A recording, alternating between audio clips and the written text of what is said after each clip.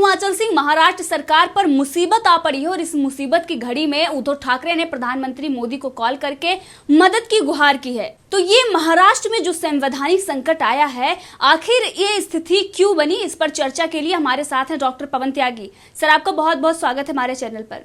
Sir, Maharashtra में जो संवैधानिक संकट आया है, उद्धव ठाकरे की कुर्सी जा रही है, उनको इस्तीफा देना पड़ेगा, ये आखिर क्यों हुआ, इस पर आप बताइए। देखिए, उद्धव ठाकरे की सरकार जब बनी थी महाराष्ट्र में, वो पहले ही गैर संविधानिक थी एक तरह से, क्योंकि संविधान ने बेशक उनको सीटें गठजोड़ मिला के दे दी, लेकिन सिंगल लार्जेस्ट पार्टी के रूप में जो बहुमत बीजेपी को मिला था, उसके कारण वहाँ बीजेपी की सरकार ही होनी चाहिए थी।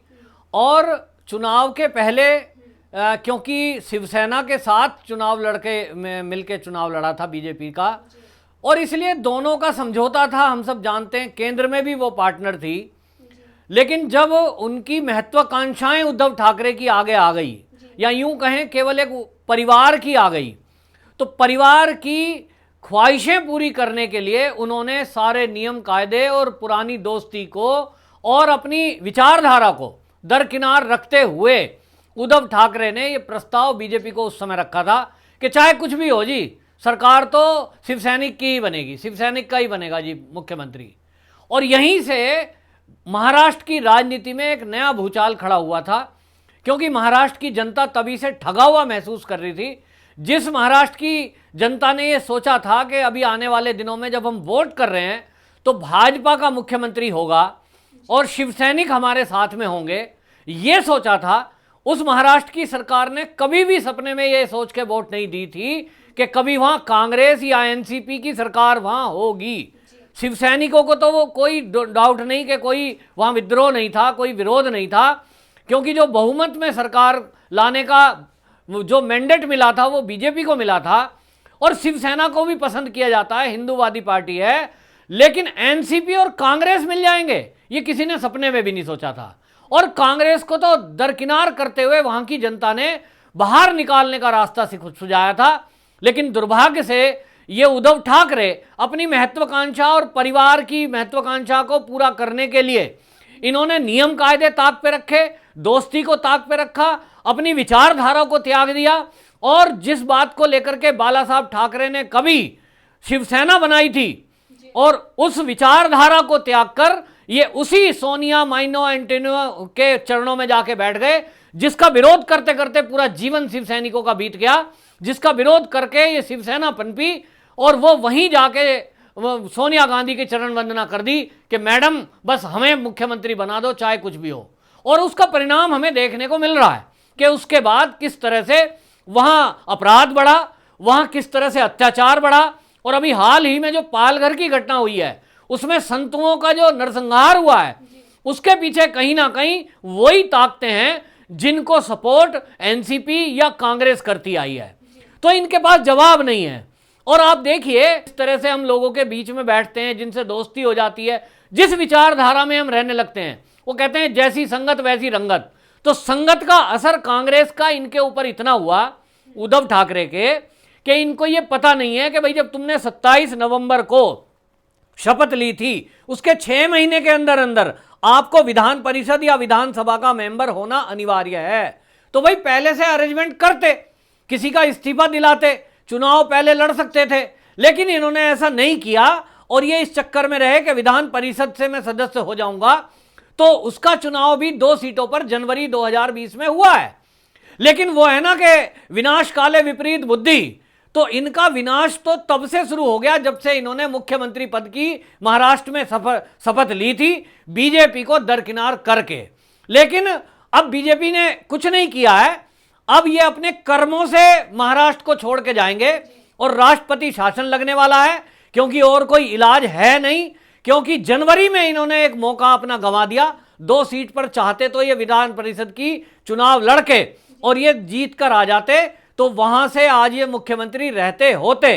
लेकिन मैं कहीं ना कहीं इसमें इनके जो सपोर्टर दल हैं उनकी भी राजनीति देख रहा हूं कि क्योंकि राजनीति में चाणक्य कहे जाने वाले एनसीपी के प्रमुख जो आपके शरद पवार हैं, वो इतने सीनियर लीडर हैं, उनको सारी बातें पता है। उनको पता था कि दिसंबर में कोरोना आना शुरू हो गया, जनवरी में तो ये भारत के अंदर भी आ गया था, और इनको पता था आगे आने वाले हालात कैसे हो सकते हैं। ये चाहते तो जनवरी में उनको कहीं ना कहीं से चुनाव लड़वा के और ले आते, लेकिन शरद पवार मौन हैं। इसका मतलब ये है कि वो ये मौका देख रहे हैं कि ये तो हट जाएगा गद्दी से, 27 नवंबर को टाइम पूरा, हटना ही पड़ेगा, इस्तीफा देना ही पड़ेगा, और उसके बाद एनसीपी दावा प्रस्तुत करेगी कि भाई अब तुम्हें हमने बना दिया था, अब क्या करें, तुम अपने कर्मों से जा रहे हो, अब एनसीपी का मुख्यमंत्री होगा। तो अगला मुख्यमंत्री ये एनसीपी अपना बनाने की कोशिश कर सकती है। अब शिवसेना को सोचना है कि उसे क्या करना है। ये जो संजय राउत हैं, ये अपने को चाणक्य कहते थे, ये चाणक्य ने सारी राजनीति फेल कर दी। आज उसने ऐसा फंसा दिया है चाणक्य ने कि अब ये चाणक्य से मेरा सवाल है कि वो चाणक्य संजय राउत बताए कि अब वो क्या करेंगे। जिन्होंने शपथ ली थी कि 5 साल तो शिवसैनिक ही महाराष्ट्र का सीएम रहेगा, अब क्या करोगे जी आप? अब किसको बनाओगे?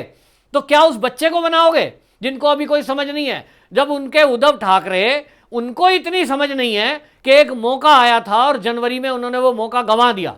अभी जो टाइम चल रहा है ये कोरोना का है, और जो अगले महीने तक तो ठीक होने वाला है नहीं, इसलिए ये अपने मौके गंवा चुके। और अगली जो 9 सीट पर 24 अप्रैल को डेट थी, वो डेट क्योंकि अब कोरोना है, इस डेट में उन्होंने आग्रह जरूर किया है। शिवसेना वालों ने पहले तो राज्यपाल को इसमें कहा कि मनोनीत कर दो जी, आप 2 सीटें आपके कोटे में आती है। ये कह रहे हैं साहब वो मनोनीत नहीं कर रहे हैं, लेकिन वो जो 2 सीट है राज्यपाल के कोटे से, पहली बात तो उनका टाइम पीरियड पूरा हो रहा है, वो मनोनीत कर ही नहीं सकते। लेकिन अगर वो कर भी देते, पहले जो इन्होंने एप्लीकेशन दी थी पिछले महीने, तो वो कर कैसे देते? क्योंकि वो तो 2 कलाकारों की सीट है, या तो कोई कलाकार हो, आर्ट कलाकार हो, कोई क्रिकेट वाला हो, खेल का कोटा अलग होता है, कलाकार का कोटा अलग होता है। तो ये कोई कलाकार तो है नहीं, ना फिल्मी कलाकार हैं, ना कोई ड्रामेटिक हैं, ना कोई ड्राइंग बनाते हैं, राजनीतिक हैं शुद्ध रूप से। तो ये राज्यपाल को कैसे कह सकते हैं? तो वो कोटा भी इनका अब खत्म हो गया। एक ही रास्ता था कि 24 अप्रैल का चुनाव वो जो होना था, वो अगले महीने कभी अगर नॉर्मल महाराष्ट्र हुआ, और उस समय चुनाव आयोग को यह फैसला करना है कि वो चुनाव कब कराएंगे। तो ये चुनाव आयोग के पास ये शिवसैनिक और उनकी जो समर्थित पार्टी हैं, वो उन्होंने एप्लीकेशन मूव की है। अब हमें देखना यह है कि चुनाव आयोग इस पर क्या फैसला लेता है। लेकिन मैं एक राजनीतिक विश्लेषक के तौर पर मेरा जो आइडिया है वो मैं कह रहा हूं, और महाराष्ट्र की जो स्थिति है उसको देखते हुए मैं कह रहा हूं, अगर महाराष्ट्र में ये समय रहते कंट्रोल करने के लिए योगी जी जैसा सख्त कानून लाते और वहां के प्रशासन को टाइट करते और कोरोना पे कंट्रोल करते, तो कोरोना कंट्रोल करके ये चुनाव करवा सकते थे। लेकिन महाराष्ट्र में इन्होंने तुष्टीकरण किया, और तुष्टीकरण के कारण मस्जिदों की तलाशी नहीं हुई ठीक से, और इन्होंने तबलीगियों को सपोर्ट किया, जमातियों को सपोर्ट किया, जिसके कारण से आज ये खुद अपने जाल में फंस गए हैं। अब वहां चुनाव होने वाला है नहीं, तो कुछ भी रास्ता बचता नहीं है, इनको इस्तीफा देना पड़ेगा। वहां राष्ट्रपति शासन होगा, फिर 6 महीने बाद जब चुनाव होगा, तो मैं पक्के दावे से कह सकता हूं कि जो जनता वहां आज इनके कारनामे देख रही है, अब अगली बार बीजेपी दोबारा से पूर्ण बहुमत में आएगी। अगली सरकार 6 महीने बाद भाजपा की बन। सर, प्रधानमंत्री मोदी को इन्होंने फोन किया, क्या संविधान में ऐसा कुछ है कि प्रधानमंत्री इनकी मदद कर सकते हैं? राज्यपाल पर भी ये सवाल खड़े कर रहे हैं, क्या राज्यपाल, जैसे कि आपने कहा कि उनका कार्यकाल खत्म होने वाला है, तो 6 जून को उनका कार्यकाल खत्म होने वाला, और ये संविधान में है कि वो 1 साल के अंदर किसी को भी मनोनीत नहीं कर सकता, तो क्या प्रधानमंत्री इनकी मदद कर सकते हैं इस मामले में? देखिए, अगर आप दोस्ताना व्यवहार रखते हैं, देश के प्रधानमंत्री मोदी जी भाजपा के प्रमुख भी हैं एक तरह से, क्योंकि पार्टी से हैं, और आपको ध्यान होगा जब महाराष्ट्र में एक क्राइसिस पैदा हुआ था चुनाव के बाद कि सीएम कौन, तो इनको मनाने के लिए डिप्टी सीएम पद की भी बात भाजपा की तरफ से कही गई थी। लेकिन इन्होंने जिद ठान रखी थी कि नहीं, मुझे तो सीएम ही बनना है, और संजय राउत ने उस समय बहुत बड़ी भूमिका निभाई थी ये दोस्ती खराब करने के लिए।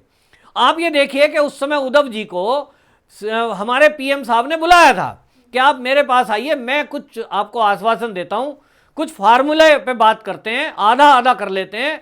लेकिन इस समय जब वो क्राइसिस था और जब सरकार बननी थी, तब इन्होंने नरेंद्र मोदी पीएम साहब की भी बात को नहीं माना और एक तरह से उनका उस समय अपमान किया था। मैं तो पीएम साहब से भी कहना चाहता हूं कि वो इस समय इनके उस करैक्टर को समझें कि जब आपका अपमान कर सकते हैं ये व्यक्ति और आपकी बात नहीं सुनी, तो आज किस मुंह से ये पीएम के फोन कर रहे हैं या उधर उम्मीद कर रहे हैं। और पीएम क्यों करें, वो कर भी नहीं सकते। जैसा आपका सवाल है कि कानूनी दायरे में संवैधानिक अधिकार जो है, पीएम गृह मंत्रालय के अंडर में ये राज्यपाल आते हैं, लेकिन क्योंकि वो बाउंड हैं अपने नियम से कि 1 साल के अंदर वो खुद के कोटे से मनोनीत नहीं कर सकते, तो वो बाउंड हैं। और उसमें पीएम साहब अगर दखल के लिए कहते हैं तो मैं तो कहता हूं वो गलत का साथ दे रहे हैं, क्योंकि इनका जो करैक्टर है शिवसेना का अब सबके हमारे सामने है। वो दोस्ती वाला व्यवहार नहीं है, अब वो एक मतलबी दोस्त जैसा हो गया है कि जिसने मतलब के लिए बहुत पुरानी दोस्ती और अपनी विचारधारा को छोड़ दिया।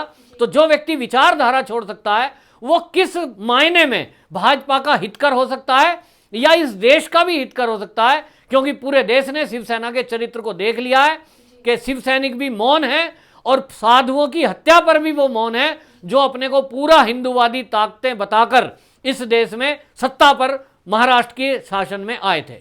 सर, आपका बहुत बहुत धन्यवाद हमारे चैनल पर आने के लिए और महाराष्ट्र की जो राजनीति है, उथल पुथल चल रहा है, उसके बारे में तमाम दर्शकों को बताने के लिए।